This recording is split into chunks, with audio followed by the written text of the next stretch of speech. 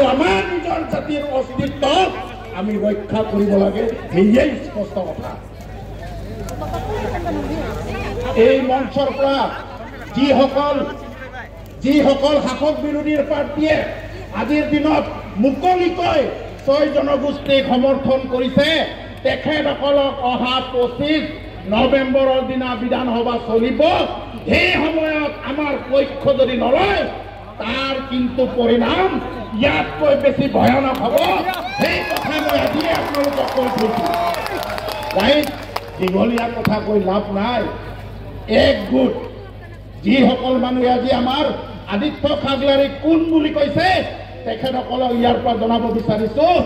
আদিত্য কাগলাৰীৰ কণ্ঠ অকলশৰীয়া নহয় 40 লক্ষ জনজাতিৰ একে সুৰৰ একেটা কথা চিধা কথা সকলোকে পুনৰবাৰ